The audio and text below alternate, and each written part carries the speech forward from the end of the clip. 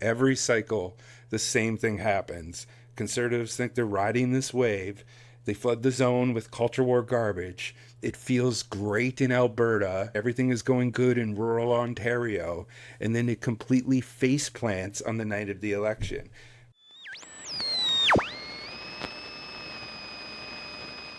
So what happened? What? Let me tell you. What I didn't anticipate was that catastrophic act of self-destruction would be a failure to act.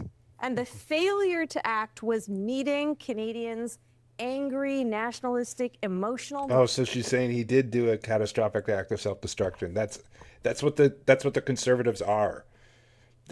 I'm glad that she finally teed me up because I had a rant for this. But that's exactly what the conservatives are. The conservatives are they are a catastrophic self-destructive impulse. That is the fundamental flaw of Canadian conservatism, is that it basically guarantees liberal dominance, because it's not about who's leading the party or what slogans they're using. It's the structure of Canadian conservatism. At its core, it cannot win a majority government without breaking through in Quebec, and everything about the movement makes that impossible, right? Because the louder and angrier and the more fucking Anglocentric they are, the more that they lean into cultural resentment and immigrant baiting, oil patch nationalism, oil imperial nostalgia, the more that they repel Quebecers, even conservative Quebecers. And that's not just Quebec, right? Urban voters, young voters, immigrant communities, all the places that they need to even have a shot. They can't help it. It's their very nature. It's the only language that they know. And the liberals figured this out decades ago. Like, they don't even really have to do anything. They just give the conservatives a platform, let them talk, and let them bury themselves. Eventually, the usual suspects start ranting about real Canadians and, hidden agendas, liberal agendas. And enough voters, especially in Quebec, get disgusted and they come crawling back to the center. And it's not because they love the liberals, it's because they believe in the stability, and that they just believe in the stability of the state. It's, you're just voting for the state. It's because the alternative is obviously worse. And so since World War II, the conservatives have only truly pulled it off one time in 2011 under Stephen Harper, and even then it wasn't that Harper transformed Canadian conservatism into something inclusive or modern. It was because the Bloc Québécois had finally collapsed under its own weight and over its own contradictions, and also, which all of that got like flushed away when you had Trudeau as a French leader of the Quebec a French leader of the Liberal Party, right, who then had affinity for Quebec, because then it made, in doing that, he neutralized both the Bloc Québécois, and then as soon as he kneeled, and started being an identitarian, he neutralized Jagmeet, because that's all Jagmeet offered was identity. And that's the thing. So in 2011, Harper won by opportunism, not any type of political persuasion. And even then, it was a very narrow window. And that window immediately started closing. Every cycle, the same thing happens. Conservatives think they're riding this wave. They flood the zone with culture war garbage. It feels great in Alberta, you know what I mean? Everything is going good in rural Ontario.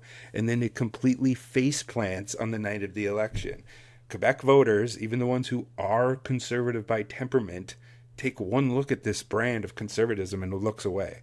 Like, and that's the built-in failed safe of the Conservative Party. They're like the Ontario NDP. They function as opposition, and that's it. They can never lead. They can never like operate as a party that wants to become like in control. They are a fundamental opposition party, and that fundamentally also just doesn't exist. Like, doesn't work with like in this system. Like, you have to be the type of person, like a moderate. If you're always opposing the liberals in this system, you're making it so that, look at the numbers, they're always going to have more seats than you, because the Bloc, the Greens, and the fucking NDP are left of center. And so by making it very clear that you're on the far right, it makes it very easy for everybody to just oppose you. And that's the thing. Like, Canadian conservatism exists on like some level to vent a certain type of anger, a certain type of like political grievance. It is used as like a national punching bag for frustration, and it is in for like venting off the contradictions of all like what the system creates. But it's never allowed to actually articulate anything that makes any sense unless it's just like a right-wing brand of liberalism. Its job is to scare people just enough into thinking that the liberals are the party of stability. That's their job, is to be externalized far enough to convince people that the liberals are the only chance for, stability in the country. And it makes the system look less bad by comparison. And the liberals know this. They have mastered this technique.